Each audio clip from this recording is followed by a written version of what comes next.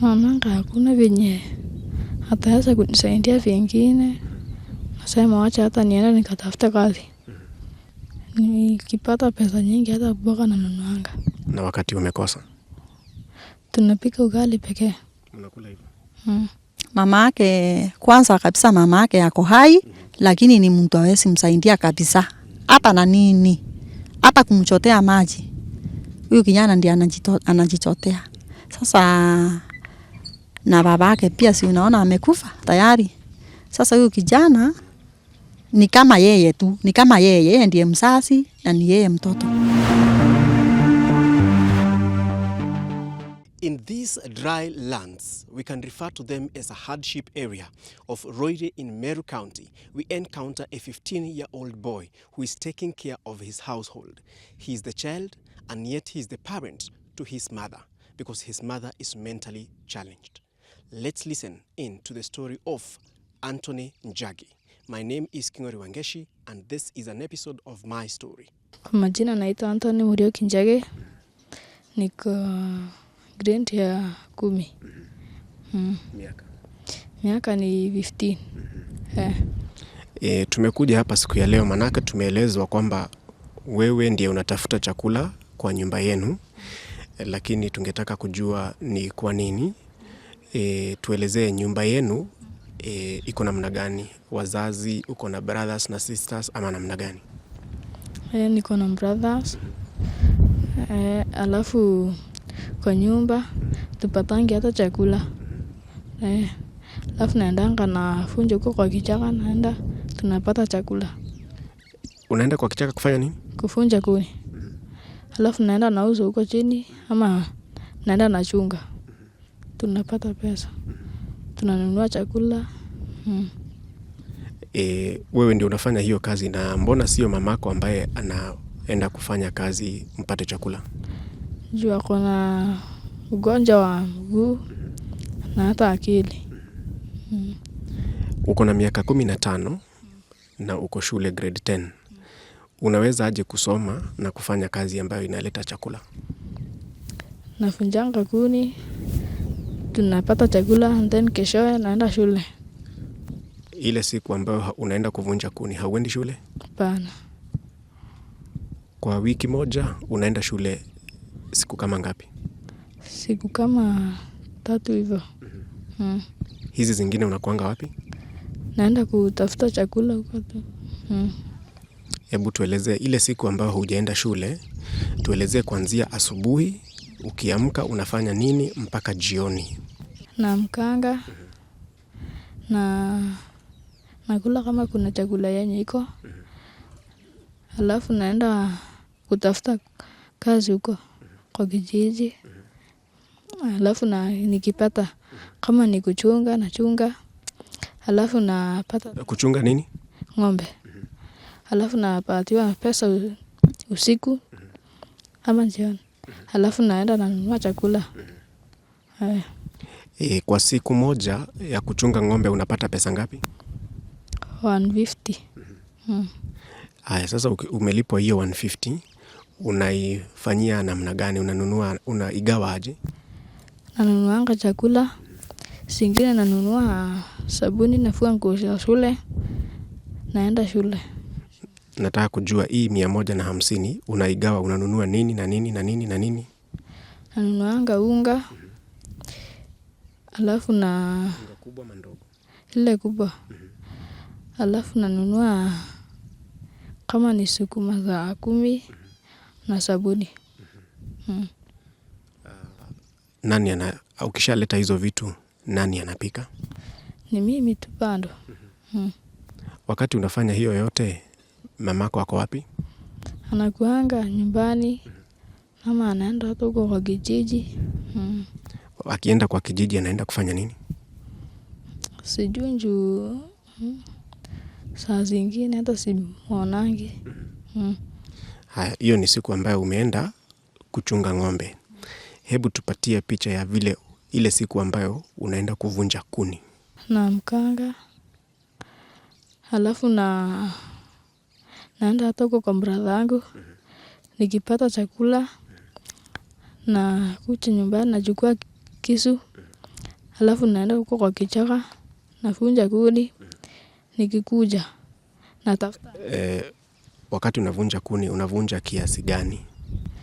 Si kubwa sana. Alafu nafunga, nabeba, alafu naenda ninatafuta mwenye atanunua.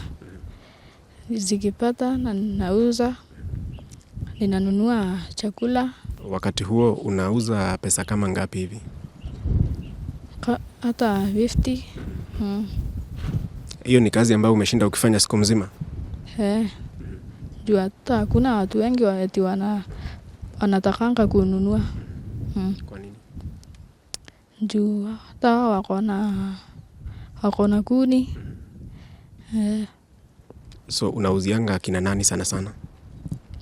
Kuna ndugu yenye nakanga hapa chini ndio naendanga nauza. Alafu ukipata hiyo 50 unaipanga namna gani? Unaigawa aje? Nanunua unga ile kidogo na sukuma na hivyo. Haya, kuna siku ambayo umekosa kwenda shule, unaenda kutafuta kibarua na ukakosa? Ndio. Na ni nini inaendelea after hapo? Nini huwa inafanyika? Naendanga kwa brother yangu, namsaidia hata kuchunga. Na ile siku ambayo umekosa kibarua, hujapata chakula, mnalala hivyo ama mnakuwa namna gani? Tunalala hivyo. Ama hata siku zingine tunaenda huko kwa brother yangu, anatupea chakula. Brother yako ni mkubwa? Okay. Shule kama unaenda siku 3, masomo iko namna gani? Masomo iko sawa. Na wakati huendi shule ambao unafanya kibarua, inaku affect, inaathiri vile masomo? Namna gani? Kama siku yenye sijaenda na nakaa hivyo, hata kukaa sijasoma.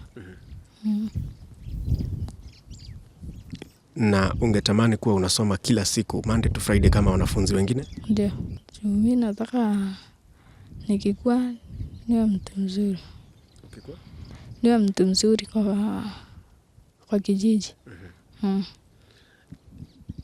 Wakati wale wanafunzi wengine wako shule wanasoma na wewe unavunja kuni, huwa unasikia namna gani? Nasikianga vibaya. Kwa nini? Juu hata hatujaonana na wao, na hata hakuna kitu yenye nimesoma hiyo siku. Watoto wa rika yako huwa wanacheza na wenzake kule shuleni ama hata vijijini.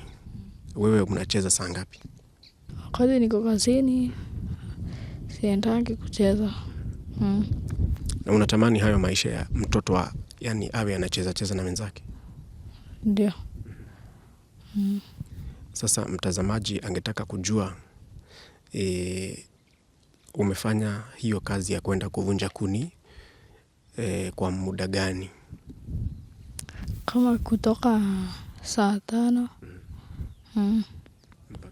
mpaka saa 10 hivyo. Na miezi ama miaka? 2024. Ndio. Hiyo ni miaka 2 ambayo umekuwa ukitafuta chakula kwa familia yenu. Ni nini kilikusukuma kusema kwamba mimi kama Anthony nitaenda kutafuta chakula? Juu hata tunalalanga siku zingine njaa na nakosa hata kitu yani ya kukula. Idea ya kwenda kuvunja kuni, kwenda kulisha ng'ombe ilitoka wapi? Ni ati nilikaa, mtu mwingine hapa alikuwa anachunga huko, akaniita, akaniambia tuende, nimsaidie kuchunga, atanilipa. Hapo ndio ukapata kuna kazi ambayo unaweza fanya. Unasikia namna gani wakati wewe unafanya kazi ndio upate chakula na watoto wengine wako shule wanasoma na wazazi wao ndio wanawatafutia chakula? Nasikianga vibaya. Na mamako umesema ako na shida ya mguu na ya akili. Unampenda? Ndio. Hata vile alivyo, sio? ungetaka kuendelea kutafuta chakula ama ungetaka usaidizi ukipatikana, msaidiwe vile utakuwa unapata chakula ili uweze kusoma? Nataka nisaidiwe. Kwa njia gani? Ni mahitaji gani ambayo uko nayo sasa hivi? Kama kunyeshewa ama Nyumba inanyesha? na hata usiku wakati tumepewa kazi huko shule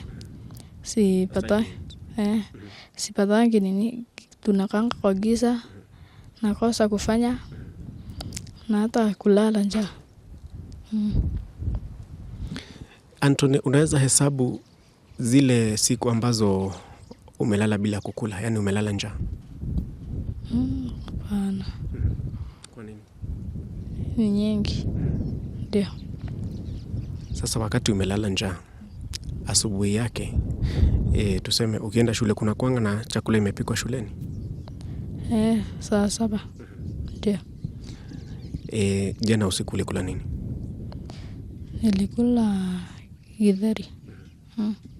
Leo asubuhi ulikunywa breakfast? Hapana. Lunch ulikuwa umepanga kukula nini? Nilisema nitaenda huko kwa brother yangu nikule. Na sapa ya jioni?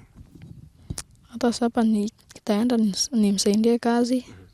Halafu nitakula huko halafu nikuje. Ndio. Wakati brother yako ameenda safari na hujapata kibarua, huwa unakula wapi? Hakuna, nakaanga njaa.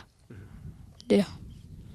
Na sasa kama leo breakfast haukukunywa, leo ni tuseme ni Saturday, kuna kibarua ulikuwa umeenda ama umepanga ama namna gani? Leo hapana, hakuna kibarua yenye ilikuwa. So kuna vile watu wa familia ya Tuko walinituma na mzigo nikuletee. Kama hiyo mzigo ingekuja, mpango ya chakula ilikuwa namna gani? Ni nini mngekula?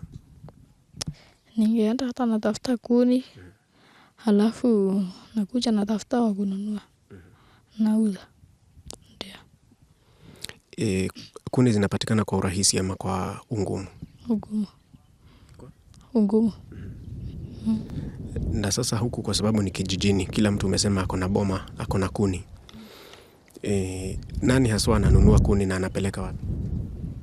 Ananunua hapa kwa nduka. Juu ako na nyumba nyingi. Ananunuanga. So anaenda anapea watoto wake.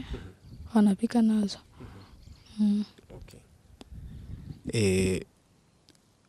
Wanakijiji wanajua shida ambazo wewe unapitia? Ndio. Mnasaidiana na wao namna gani? Kuna wenye wananisaidianga na chakula. Sasa wakati haujasaidiwa na wanakijiji na hakuna kibarua, hujaenda shule, kwa hivyo hujakula shule. Tuseme ulikula Monday, hiyo siku ingine utapata chakula ni gani? Ni wakati nikienda Toko kwa brother yangu. Maisha ni ngumu Anthony, ama namna gani? Ni ngumu. Lakini wajituma kama mwanaume. Ni nini inakupea hiyo roho ya kufanya hii kazi, kuvunja kuni, kulisha ng'ombe, ili ulete chakula kwa meza hapa kama mamako amelala? Naonanga hakuna venye ataweza kunisaidia vingine. Nasema wacha hata niende nikatafuta kazi. Ile siku ambayo ulitengeneza pesa mingi sana ilikuwa pesa ngapi? 150. Sorry. 150. Shilingi 150. Ulizipanga namna gani hizo pesa? Nilinunua chakula. Alafu zingine nikanunua sabuni. Sabuni ya Omo. Okay. Umetuambia kwamba unanyeshewa. Naona nyumba iko sawa sawa na mabati, kuna shida gani? Mabati imetoboka. Sasa hebu elezea mtazamaji vizuri aelewe hiyo shida ya nyumba kunyesha. Ni mabati yameraruka. Kunyesha nini inaendelea? Nini huwa inanyeshewa? Hata nguo za shule school fees nani analipa? Ni brother yangu wakati yako na pesa, na kama ana inakaa. Unajua kama kuna balance sasa hivi? Saizi iko ya 4,000. Wakati utakuwa mkubwa ungetaka kufanya taaluma gani? Ama kazi gani? Ya lecturer. Sasa ningetaka uambie mtazamaji ungetaka usaidizi wa aina gani? Ningetaka kupata usaidizi wa kusaidia hata kwa nyumba, kwa hiyo mabati na chakula na hata school fees. Aha. Nguo ambazo umevalia nani ananunua vitu kama hizo? Ni mimi. Ama brother yangu ananinunulianga. Huwa unanunua wapi nguo wewe? Kwa kijiji kuna mtu anauzanga. Mlifunga shule sio? Mnafungua lini? Jumatano. Utafungua wiki ijayo shule? Ndio. Okay. Kwa hivyo mahitaji ni school fees, chakula na nyumba. Okay. Ukisema wakati mwingine kuna giza, hakuna taa ile ya mafuta? Hapana. Hizo zilipotea, hakuna zenye zinauzanga huko. So huwa unapikia wapi? Huko kwa nyumba tu. Leo kuna unga ambayo imekuja. Utapika nini? Tutaipika tu. Haya, umenieleza kwamba unaenda unatafuta pesa, unapata unga ya ugali na mboga. Nikipata pesa nyingi hata mboga nanunuanga. Na wakati umekosa? Tunapika ugali pekee. Unakula hivyo? Bila mboga na chai na maziwa? Hakuna. Unakula hivyo? Na mama ugonjwa anaweza tibiwa? Ndio. Huwa anaenda hospitali? Hapana. Ni kwa nini? Juu hakuna pesa za kuenda. Okay, asante sana Anthony. Tunakutakia kila laheri na tunatumai kwamba mtazamaji ataweza kuwasiliana na familia yako ili ushikwe mkono vizuri. Unafanya kazi mzuri kwanza na pole kwa ambayo unapitia kama kijana mdogo. Kuwa unajituma sana, lakini tunakutakia kila laheri, all the best, na pia shuleni upite mtihani, si ndio? Asante sana. Tueleze jina lako, familia yako iko namna gani, na utuelezee vizuri hapa ni wapi. Asante sana, mimi naitwa Adha Matabari Njage. Hapa mko Mumui, kijiji cha Mumui, location ya Mumui, Meru County. Mimi niko na familia ya watu 8. Na hata naweza jumuikisha hawa wenye wako hapa niliachiwa na baba wako 3. Sasa ni kama jamii ya watu 11. Uhusiano wako na Anthony ni gani? Uhusiano wangu na Anthony ni brother yangu juu amezaliwa na mama step mother. Sasa ni brother yangu. Kabla tuingie kwa vile mnavyosaidiana na yeye, tueleze kuhusu ugonjwa wa mamake. Alikuwa mgonjwa lini na ni ugonjwa wa aina gani? Huyu mama wakati alioleka aliingia kama miguu yake ilikuwa inaenda kando. Ile tu ni kama sijui inakaa kama arthritis. Njoo niliona kama akiwa anaenda miguu kama inajikunja. Sasa wakati hii ni kama imeenda kama karibu anasikana hivi. Lakini kupitia changamoto chenye anapitia njoo akona shida mingi, njoo ana mtu wa kumsaidia vizuri. Ni kama nimeona ameshindwa kabisa, njoo mimi ndio najihusisha tu na kumsimamia bila anajiweza. Sasa ni hivyo tu, lakini hii ugonjwa ako nayo mimi sielewi. Njoo alienda tu hospitali wakati mmoja tu sisi hapa area, yani hii ardhi siko karibu huku, na watu akapewa dawa na akakunywa, lakini anaonekana tu ni kama anaenda akiwa anatoroseka. Na hii tunaambiwa ya akili. Hii ya akili ni kama ako na sinda ya akili. Juu kazi zake ukimwangalia sasa, wakati tunaishi tunakaa naye, akiingia kwangu anasimama pale tu, haongei na mtu mpaka umamulisho unamuuliza kwani kuna sinda gani. Sasa hiyo ndio anachukua wakati wa kujielewa, anakaa kama ni chai unampea, lakini si vile akili yake si vile funguani sana, ako timamu tu. Juu ukimpea kazi anaweza fanya, hata kama kazi tu ile anaona anaweza kujua tu kuangalia watoto, kulimalima tu kiasi.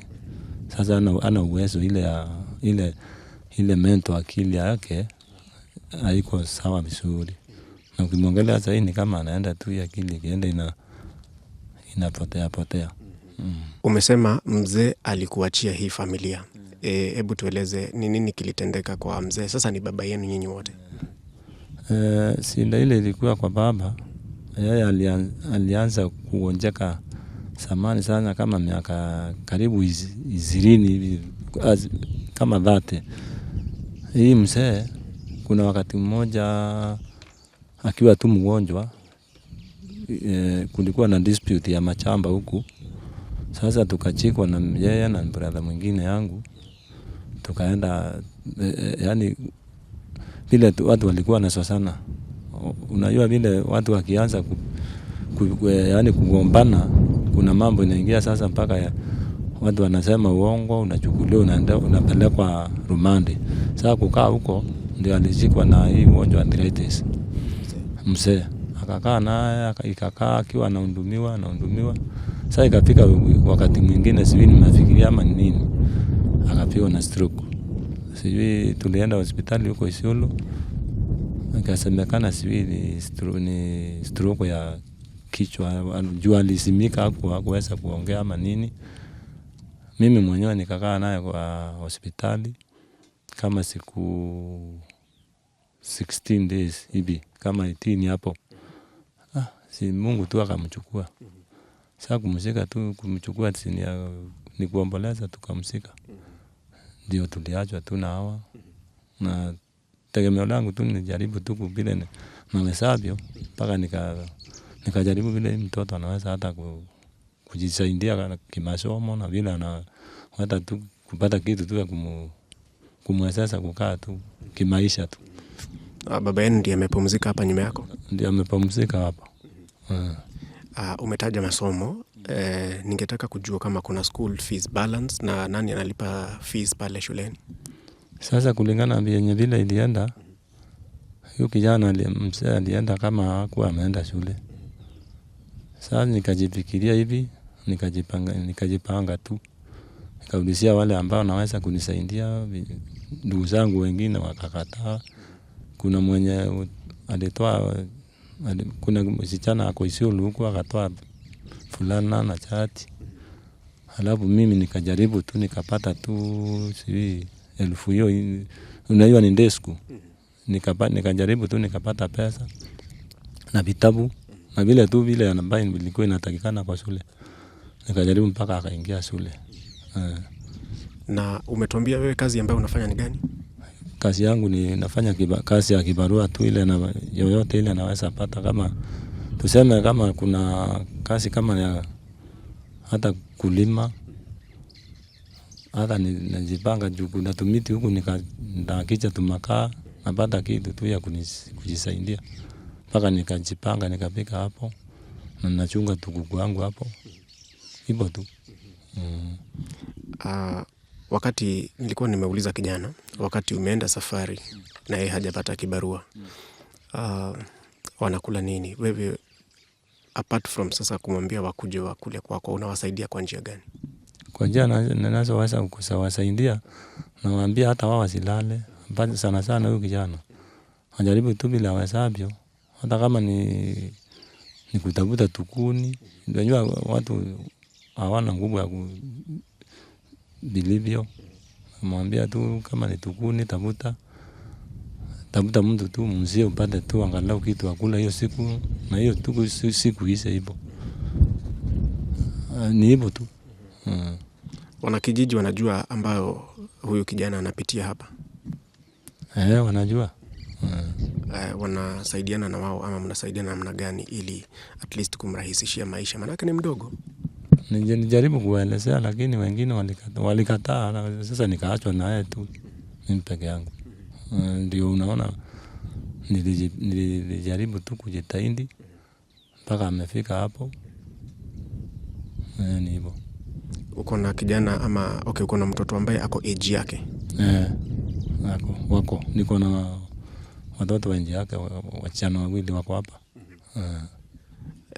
Wakati wako shule, kwa sababu wewe unajituma unatafuta chakula, yeye hapa kwao yeye ndiye anaenda kutafuta chakula. Huyu mtoto si anakuja kwangu wakati chakula iko, wakipata tu kile amepata wanakulia hapa. Ikiwezekana anakuja na waweka pamoja na wapea kile niko nao, wanakula kwa nyumbani yangu. Kuna mtazamaji atajiuliza ni kwa nini usiwachukue wakaishi na wewe? Sasa vile nilionelea heri wakaa hapa juu kuna kijana wangu mkubwa. Naona hii nyumba iko hapa, nilimpeana hapa ndiye alinde hapa. Juu unaona hii kaburi iko hapa, nilionelea heri huyu mtoto kijana akae hapa ndio walinde, hata kama amekufa wao wanaangalia hii kaburi yake. Sasa wewe unajua mahitaji yao yani tunaita immediate, yale ni ya muhimu ama ni ya haraka zaidi, ni gani? Ile ya haraka zaidi na ya muhimu zaidi, huyu kijana anafaa chome mzuri, juu ni mtoto mwerefu. Sinda iko ya chakula ikipatikana itakuwa mzuri. Na hata huyu mwenye ako na magonjeka huyu mama, juu sielewi hii ni ugonjwa gani. Hayaenda hospitali apimwa kueleweke ni sinda gani ako nayo. Anakunywa tu dawa ambaye unajua unaweza kunywa dawa bila kujua ni ugonjwa yenyewe the exact ugonjwa ni nini. Sasa hiyo ndio mambo naona ni mambo muhimu. Elezea mtazamaji hali ya maisha hapa, manake mimi nikiangalia naona kumekauka. Maisha mnajimudu namna gani ama condition iko namna gani na ugumu wake ni gani? Maisha huku ni maisha magumu sana. Juu vile umeona kumekauka, kuna shinda ya chakula. Mvua hakuna, tumekaa zaidi ya miaka 5 bila kupata kitu, angalau mahindi ama marawe. Sasa hiyo ndio tegemeo letu la chakula huku. Inakuwa shinda kubwa sana. Shinda ingine hata kibarua ukienda ukiangalia huku uone manyumba makubwa, hakuna kitu ile inahitajika kama industry. Unajua kukijengwa kitu kama industry ama yani ile ambayo hakuna mapato, kama vile tuseme ikiwa ni industry. Sasa tuseme kama ni ya kutengeneza, unajua sisi tunalimanga pamba huku. Sasa kampuni kama hakuna kampuni imewahi kuweka kitu kama yani mapato hakuna. Sasa vile unaona kumekauka, sina mwana ni chakula. Juu kama kumekauka tunategemea mvua. Sina mwana ni chakula. Juu kama hakuna mvua, hakuna chakula, hakuna kazi. Unajua hata ukisomeza huku inakuwa ngumu sana kuona mtoto amepata kazi. Sinda ya pili, huku kuna sinda hata ya barabara. Hata kama unataka kusaidia saa zingine kufika huku ulete kitu huku, kama tuseme kama kuna usaidizi yoyote, barabara iko na sinda huku. Mambo mengine ni hiyo magonjwa. Sasa ikiingia ukipata na ugonjwa, hospitali inakuwa mbali sana. Sasa kuchukua mtu huku mpeleke mpaka kwa hospitali inakuwa sinda. Mara ya mwisho hiyo stepmom kwenda hospitali ilikuwa lini? Hii ni kitambo kidogo, ni kama mwezi moja imeisha. Nani alimpeleka na shida ilikuwa nini? Mimi tu ndio nilipeleka. Kuna dispensary iko karibu na shule hapa, ndio nilipeleka hapo, akapewa dawa hii. Sasa sielewi dawa gani, akapewa dawa na akakunywa na akakaa tu. Wakati huo ndio umpeleke, alikuwa anakaa namna gani? Alikuwa mgonjwa sana. Alikuwa hata pua ilikuwa na sinda. Wewe umetuambia unafanya kazi ya vibarua vile vile kama tu huyu brother yako Anthony. Wewe pesa mingi ambazo ulienda kwa kibarua ukafanya ukapata ilikuwa pesa ngapi? Kwa kawaida tu napatanga 400 kwa siku. Na sasa hiyo 400 ndio familia yako itakula na pia mgawane na hawa. Unaigawa namna gani? Na yao hivi, kama nikaunga na nunua unga tu. Nunua unga kama ni kilo moja na nusu. Alafu nanunua nyanya na sukuma wiki kipatikana. Siku inakuwa. Nilikuwa nimemuuliza kama yeye amekunywa breakfast, yani ile amekunywa ile chai ya asubuhi. Wewe ulikunywa? Nilitegemea tu nikapata kitu kidogo tukatengeneza tu kauji. Ile unga unaenda unanunua, haupigi yote, unaacha kandogo ili utengeneze kauji asubuhi, watoto wapate tu breakfast kidogo tu. Ni kama tu kujisaidia tu, kuna sinda ni kujisaidia tu, ni mtu asikupe kuna njaa. Wewe uko na bibi? Niko na bibi. Yeye anaenda kibarua ama anafanya kazi gani? Anaenda kibarua, hata sasa alienda ndio muone hapa. Ni bahati tu anapata bahati. Kibarua si kawaida upate, kuna wenye wametobolea mbao zao, wamelima tunyanya huko na tusukuma wiki, tupitu ya maji tu. Sasa hao ndio wanatupeanga kazi. Wakati wanashuna, tunaenda huko tunawachunia, wanakupea. Si lazima hata ifike hiyo 400 nasema. Naenda hata unarudi hata na 100. Hakuna mvua, hakuna chakula, hakuna kazi, hakuna mapato. Hakuna, sisi tunategemea wakati ikiwa hivi. Tunategemea hao watu tu wenye wamelima, na kuna watu wengine ni skata ndio wako mbali wenye wamesimbua mambao zao. Unatoka hapa, unajua kuna mahali unaitwa maili 7 huko, ukienda Isiolo. Tunasapa mpaka huko, mahali iko mito karibu. Naenda huko unakuta kama mtu wako na nyanya zake, unawachunia vitunguu, unapewa tu, unapigamba kilo moja unalipwa shilingi 2 kwa kilo moja. Sasa inategemea spindi zako. Mpaka inategemea vile uko na haraka. Unaweza huko hata urundi bila.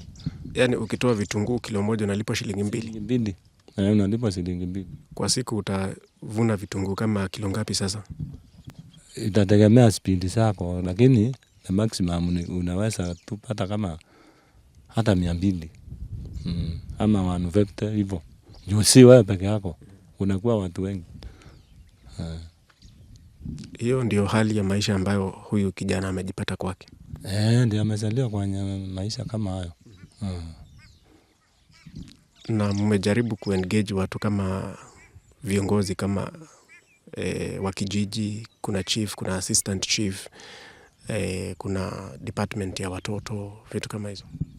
Tunajaribu lakini hawazingatii sana. Hawazingatii juu hakuna huduma tunapata. Ukiangalia vile tuko hakuna huduma. Wenyewe tunapiga ripoti lakini huduma inakuwa sinda. Sasa sisi tulipigiwa simu tukaelezwa kuhusu hali ya huyu kijana. Ikiwa hatungekuja angeendelea tu hivyo ama maisha ingekuwa namna gani ya kuendelea hapo mbele? Tungejikaza tu tuone vile kama Mungu anaweza pindua mambo uwe mzuri. Kama ni kujikaza tu kuangalia kama kuna NGOs ama serikali ili wasaidie. Juu ukilala hakuna mtu atajua wewe ni nani. Mpaka ujieleze wewe ni nani ili ujulikane. Kama uko na sinda mpaka uongee. Mama, unaona kama akienda hospitali anaweza kutibiwa na arudi form vile anaweza kutafuta chakula? Anaweza.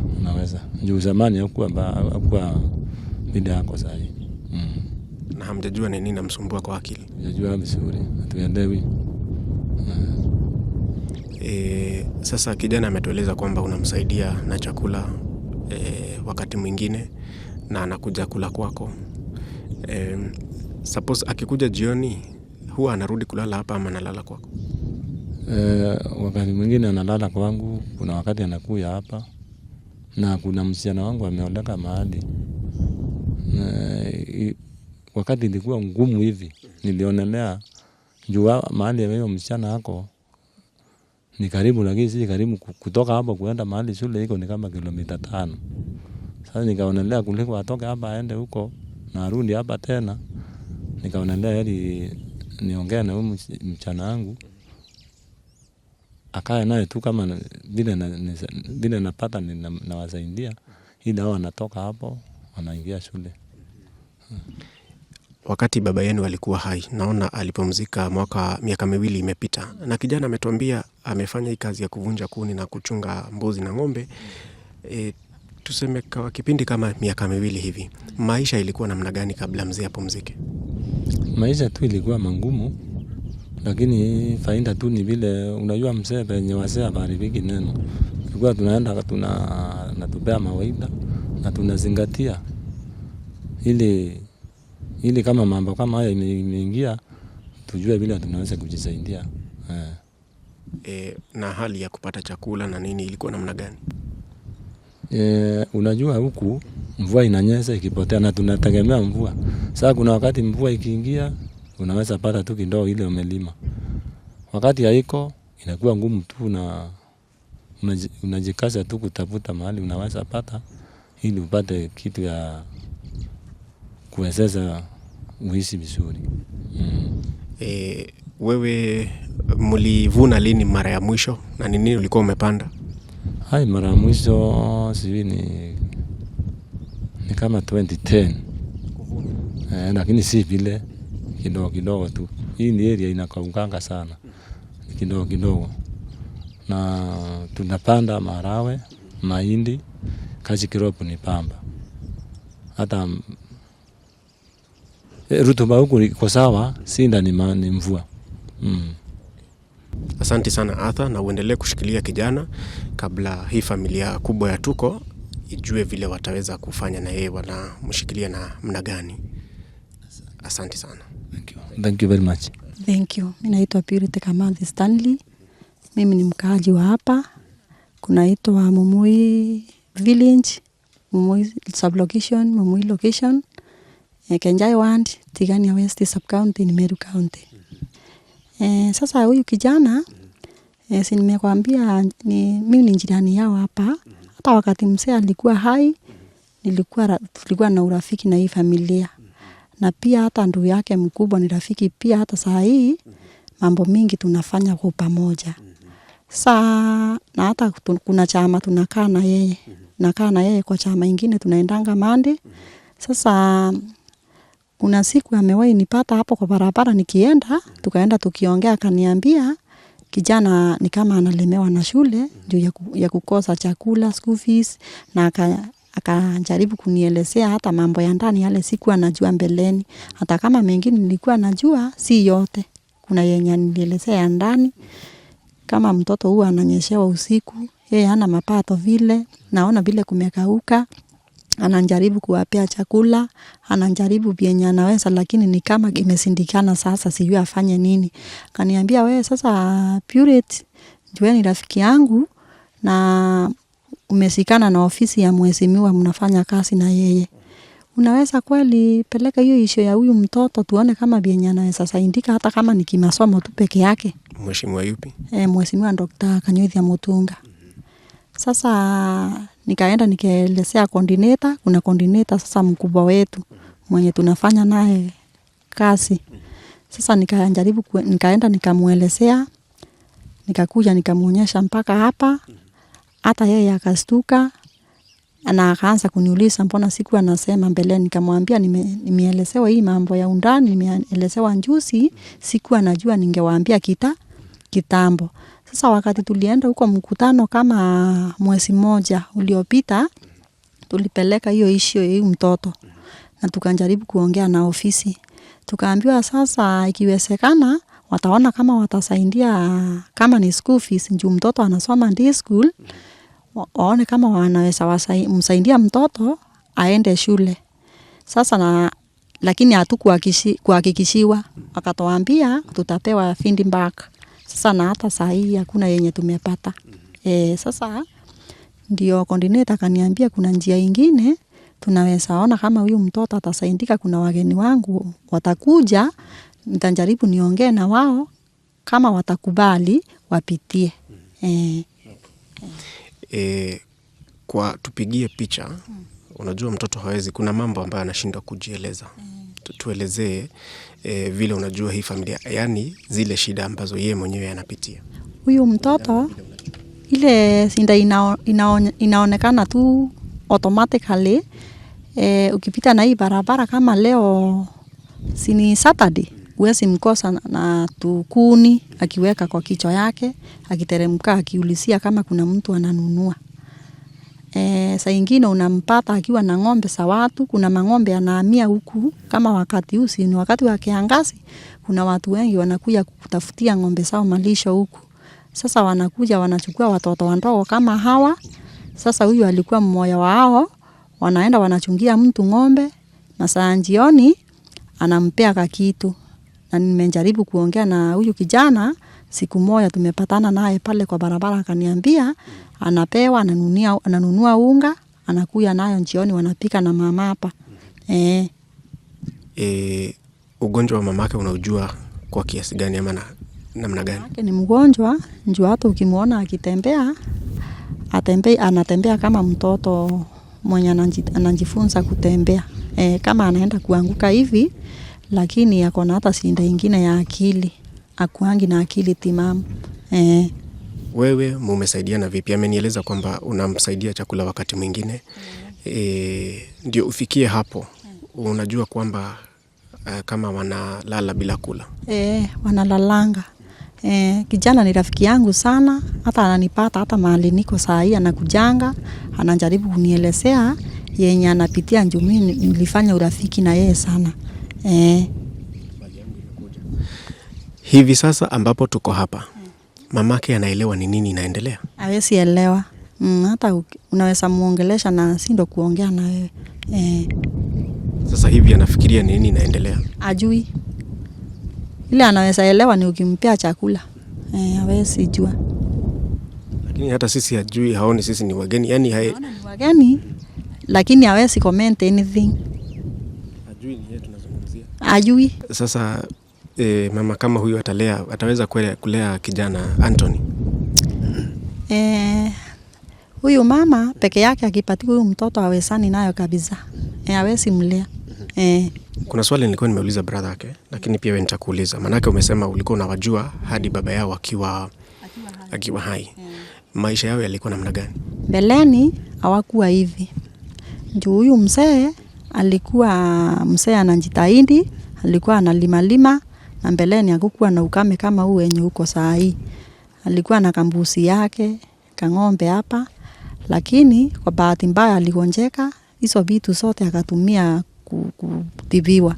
Sasa wakati aliacha hii familia ikiwa haina kitu. Sasa mzigo ule kubwa ilienda kwa huyu brother yake, huyu brother Anthony.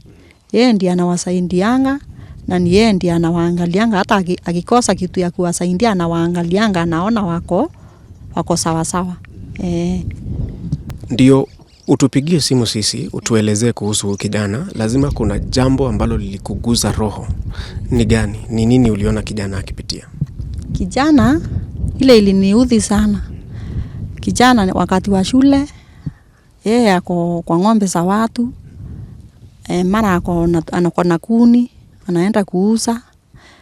Mara wakati wa mvua kama saa hii tuendapo wakati wa mvua, nyumba yao yote imeharibika mavati. Nguo zake ananiambia zinanyesewa zote. Hata akipata mtu wa kumpea chakula hawezi fika shule juu hana nguo, atavaa nini? Zote zimejaa maji. Hana kitu yani hata chai hawezi pata asubuhi. Labda ateremke kwa brother yake mkubwa aone kama kuna kitu, na hata yeye anaweza kosa. Ilikugusa yani kama mama? Ilinigusa sana. Na nikaona tu ni vile sina nguvu, lakini yenye napatanga tu tunashare na wao. Wewe ni vitu kama gani ambazo umeweza kuwasaidia nazo wakati wanahitaji? Unga, kitu kama unga tu, chakula hivi. Wewe unafanya kazi gani? Mimi huwa nalima na nafanya tu biashara tu kidogo kidogo, na pia bwana wangu tu anafanya kazi pia. Nimeona hali ya anga hapa vile kumekauka. Unaweza elezea mtazamaji vile maisha iko hapa, condition ya maisha iko namna gani hapa? Maisha hapa ni ngumu. Maisha hapa ni ngumu kulingana na vile anga iko. Kuna miaka kama 2 watu hayapata kitu. Hata kunde ile tu mmea unavunja kunde, unanunua ugali unawekea watoto. Miaka 2 hakuna kitu area hii. Tu ni Mungu, tunaona ni Mungu ndiye anatembeza watu wake na neema yake inakuwa mingi. Huyu kijana akaweza pata usaidizi. Unaona yani maisha itabadilika namna gani? Huyu kijana akipata usaidizi kwanza wa shule, huyu kijana ataokoa hii area. Juu ni mwerevu na anapenda kusoma. Yeye ako na haya na masomo sana. Umesema ulienda kwa coordinator. Umefuatilia baada ya hapo ama sasa wataona interview ndio watakimbia? Sasa tulipopeleka report tuliambia tutafewa pindi pake, lakini tulipeleka late. Sinakwambia ni kama mwezi mmoja uliopita. Sasa hakuna feedback yoyote tumepewa. Sasa na tulifanya na coordinator tu. Na pia ningetaka kuuliza, ni yeye peke yake ama kuna vijana wengine ambao wanapitia hali kama hii hapa? Hata kama wako, si kama huyu. Kwa sababu gani huyu kesi yake ni tofauti ama unique kwa nini? Huyu mama yake, kwanza kabisa mama yake yako hai, lakini ni mtu hawezi msaidia kabisa. Hata na nini? Hata kumchotea maji. Huyu kijana ndiye anajichotea. Sasa na baba yake pia si unaona amekufa tayari. Sasa huyu kijana ni kama yeye tu, ni kama yeye ndiye mzazi na ni yeye mtoto. Hii ni channel ya familia na wakati mwingine tunaulizanga maswali zinakuwa personal. Kuna wenye wanasema tumeingia sana, lakini lazima tuweke picha hali ilivyo. Huyu ni mama na unasema akili yake ni mgonjwa. Kwa hivyo hatuwezi tukakata kesi tukasema ameshindwa kulea.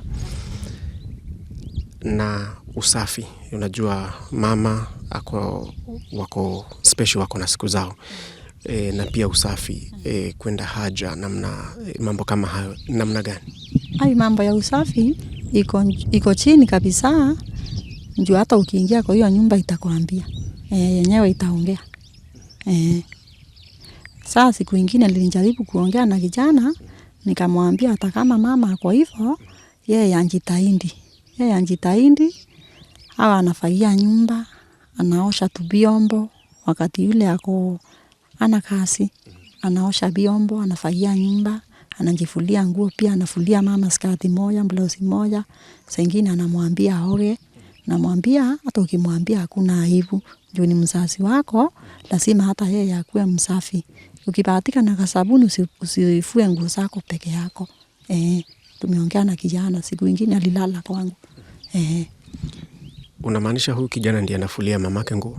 Hata kumfulia anamfulia. Juu hata mama akifua, hawezi fua nguo ing'are.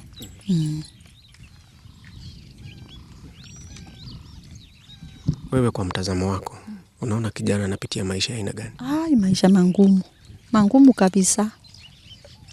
Anapitia maisha mangumu kabisa. Hamhusiani, yani nyinyi sio familia. Wewe ni jirani. Mimi ni jirani yako. Ingekuwa ni mtu ambayo tuseme relative wako na anapitia hayo, yani ni uzito wa aina gani tuseme, ama huyu kijana unaona anabeba mzigo wa aina gani? Huyu mtoto anabeba mzigo juu yeye ni kama yeye ndiye mzazi, yeye ndiye atamanage kila kitu kwa hii mboma. Si unaona ni mzigo na ni katoto kandogo. nimekuwa mzigo mzito sana. Sasa wakati anaenda anapata shilingi 50. Shilingi 50 kwa hivi sasa, kwa uchumi wa hivi sasa zinaweza kufanyia nini? Hakuna. Ni mboga tu peke yake. Hata mafuta hakuna na kitunguu hakuna. Ameniambia wakati mwingine anakula ugali hivyo. Wewe unajua hayo maneno? Anakulanga, ananiambianga na ninapitia saa nyingine napitia na niambia leo niko na unga. Sinakwambia natokea hapa kwa shamba. Labda nipitia hapa. Na nikikaa bila kupitia hapa ananipata huko. Ananiambia vyenye anaendelea. Kwa hivyo huyu kijana ni kijana ambaye anahitaji msaada na vile vile ni kijana responsible. Unaweza? Huyu mtoto ni responsible kabisa. Ile kazi anafanya. Hata siku nyingine niliongea na msichana wangu ako hapo nyumbani. Nikamwambia kuna watoto wanahangaika, tafadhali. Wakipata chakula wasimwage. Juu ya huyu kijana nikamwambia si unaona Morio ile story yake yenye alituelezea nani Kinya. Sasa hata wao wanajua. Na wanamhurumia sana. Sasa wanasomanga na msichana wangu huko ako form 4. Siku ako shule anakuja na yeye. Labda kuna nambari ya simu ambayo inaweza fikia huyu kijana? 0182 05 17 86. 0182 05 17 86. Purity Kamathi. Sasa Purity, ningetaka uelezee mtazamaji mahitaji yake ambayo wewe kulingana na wewe ukiingia hapa kwa hii nyumba unaona wanahitaji nini na nini na nini? Kwanza kabisa mtoto anahitaji asome. Hiyo ya kwanza kabisa. Alafu ya pili awekewe nyumba mabati ndio asinyeshewe akilala usiku na apate mwanga wa kusoma. Yaani hawana hata ile taa ya mafuta ya taa? Hakuna. Swali najua mtazamaji anajiuliza akipata pesa atanunua unga ama ni mafuta ya taa, lakini hata akipata unga apate hizo zingine. Na vitu kama mavazi? Na mavazi pia ana. Kwanza saa hii aliniambia siku nyingine viatu ya shule imeisha kabisa. Ana viatu. Na wanafungua shule. Wewe utazungumzia mtazamaji kwa ile kamera, utamwambia nini? Mtazamaji wa Tuko Family, kile ningeweza kuambia kama kunaye ako na uwezo wa kusaidia huyu mtoto Anthony, ni mtoto mwerefu, ni mtoto mkakamafu, mtoto anaweza saidiwa asaidie Kenya mzima, hata si hata area. Asante sana Purity, na muendelee kushikilia Anthony kabla familia kubwa ya Tuko wajue watamsukuma mpaka wapi. Tumeshukuru kwa sababu wewe ndio ulitupigia simu tukaweza kufika hapa, lakini pia tunasema Anthony kongole kwake. Utasemaje wewe? Hata mimi nitasema asante kwenu hata kwa kufika, hata kuitwa na kuitika si kawaida, lakini najua ni upendo ulikuwa mwingi na pia ni watu wa mcha Mungu. Mungu awabariki sana, hata nyinyi awatende mema popote muendapo, muwe na kibali na Mungu awasaidie. Tuko Family, that is the struggle and the challenges that our young man Anthony Njagi is going through from Meru County. We have done it before. Can we come through for this young man who is now a child and a parent to his parent, to his mother, who is mentally challenged? How can we walk with Anthony as we've done before? My name is Kingori Wangeshi from Meru County. This has been my story right here on Tuko. Thank you for watching. Let's do something.